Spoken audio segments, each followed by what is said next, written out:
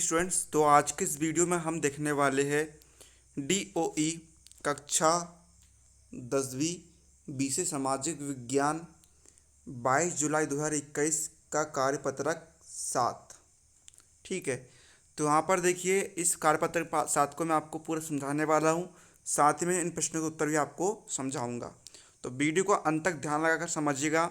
और वीडियो की डिस्क्रिप्शन में आपको इनके अदर सब्जेक्ट विज्ञान और अंग्रेजी के वीडियो सॉल्यूशन के लिंक भी मिल जाएगी, आप उन्हें भी जाकर देख सकते हैं। तो यहाँ पर हम वीडियो शुरू करते हैं। तो देखिए ये जो वर्कशीट है इसका उपविषय है संसाधनों का संरक्षण, यानी कि संसाधन का संरक्षण करना। तो देखिए आइए हम समझते हैं, किसी देश के आर्थिक विकास में संसाधन जो होते हैं मूलभूत आवश्यकता होती है ना। यदि हमें आर्थिक विकास, हमें जीडीपी बढ़ानी किसी देश की, तो संसाधन अधिक होना चाहिए, है ना। वहाँ पर गरीबी भी संसाधन से ही मिट सकती है। अर्थव्यवस्था का प्रत्येक क्षेत्र, कृषि, उद्योग, परिवहन में खनिज एवं ऊर्जा संसाधनों की आवश्यकता होती है ना। लगभग प्रत्येक क्षेत्र में, अर्थव्यवस्था के प्रत्येक क्षेत्र में संसाधनों की आवश्यकता होती है। लेकिन संसाधन जो है सीमित है, बहुत कम मात्रा में संसाधन है, उनकी मात्रा सीमित है। इसलिए हमें संसाधनों का संरक्षण करना बहुत ही आवश्यक होता है। अब देखिए हम देखते हैं खनिज संसाधनों के संरक्षण के उपाय, है ना। खनिज संसाधन में क्या आता है, जैसे पेट्रोलियम हो गया, है ना, आपके लोहा तांबा ये सब, है ना, धात्विक खनिज हो गया, है ना, अधात्विक खनिज, ये सब खनिज संसाधन में आती है। तो देखिए इसका पहला उपाय क्या है, खनिजों का प्रयोग सुनियोजित एवं सतत पोषणीय तरीके से करने की आवश्यकता है ना। मतलब कि हमें खनिजों का प्रयोग तब करना चाहिए जब हमारे पास पूरी प्लानिंग हो, तब करना चाहिए। दूसरा, निम्न कोटि के अयस्कों का कम लागत उपाय प्रयोग करने के लिए नई तकनीक का प्रयोग। तीसरा, संसाधनों का पुनः चक्रण एवं पुनः प्रयोग, है ना। जब संसाधन खत्म हो जाए तो हमें उसको पुनः चक्रण करना चाहिए, रीयूज करना चाहिए किसी दूसरे माध्यम में। चौथा, अन्य प्रतिस्थापनों का उपयोग करना। अब हम देखते हैं ऊर्जा संसाधनों के संरक्षण के उपाय। तो पहला हम इसका देखते हैं ऊर्जा, सौर ऊर्जा, पवन ऊर्जा जैसे ऊर्जा के नवीकरणीय स्रोतों का अधिक से अधिक प्रयोग करना, है ना। सौर ऊर्जा, पवन ऊर्जा जो होती है ये पुनः उत्पन्न होती रहती है, लेकिन जैसे पेट्रोल हो गया, डीजल हो गया, ये क्या होते हैं, अनवीकरणीय स्रोत होते हैं, इन्हें हम पुनः उत्पन्न नहीं कर सकते हैं। ठीक है। दूसरा, निजी वाहनों के स्थान पर सार्वजनिक वाहन का प्रयोग करना, है ना। जैसे कि देखिए आप जा रहे हैं एक बाइक से, ठीक है, तो उस पर, है ना, वो वह कितना पेट्रोल खाएगी, है ना।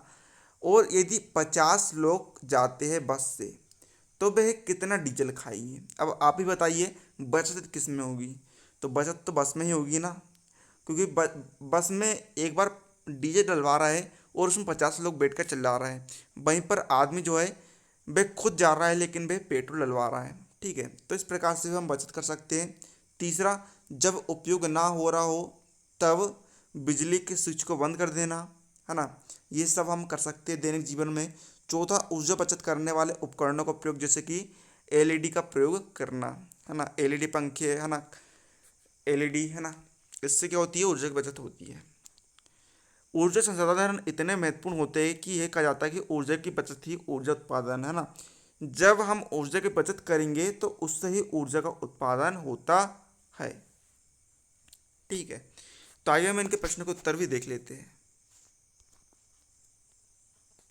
डियर स्टूडेंट, स्टडी करते वक्त आपको किसी भी क्वेश्चन में डाउट आता है तो अब आपको टेंशन लेने की ज़रूरत नहीं है, क्योंकि फिलो ऐप लेकर आ चुका है एक ऐसा फीचर जिसके माध्यम से आप किसी भी क्वेश्चन का तुरंत सल्यूशन पा सकते हैं। फिर चाहे वो क्वेश्चन आपके किसी भी क्लास का हो, किसी भी सब्जेक्ट का हो, आपको उसका तुरंत सल्यूशन मिलेगा।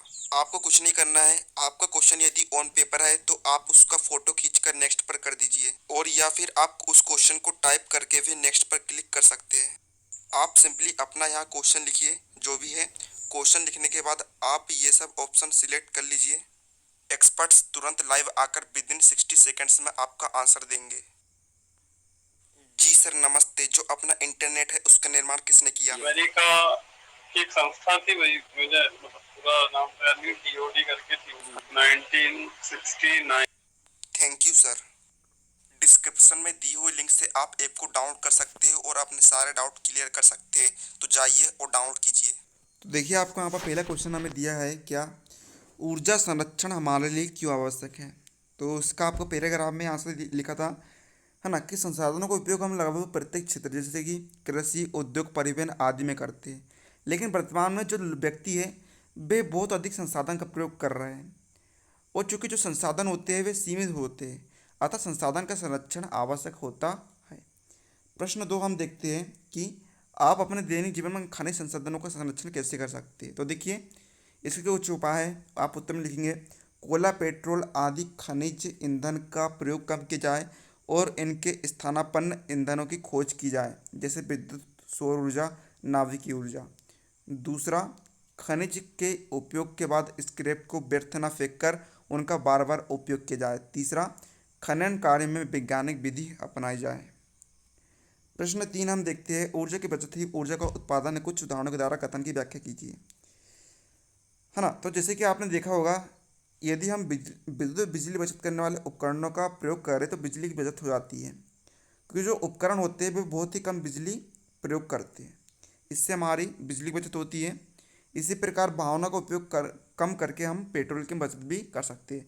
आपको मैंने ऊपर उदाहरण समझा था कि, है ना, यदि यह 50 से व्यक्ति बस से जा रहा है और एक व्यक्ति बाहर उसकी बाइक से जा रहा है, तो पेट्रोल या फिर डीजल किस में बचेगा, है ना।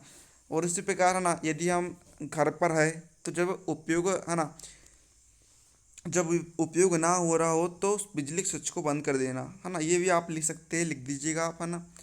तो उम्मीद है आपको वीडियो हेल्पफुल लगा, वीडियो लाइक कर दीजिएगा। मिलता है अगले वीडियो, तब तक के लिए जय हिंद, जय भारत, और चैनल सब्सक्राइब कर लीजिए, क्योंकि सबसे पहले हम बजट का सोल्यूशन लाते हैं।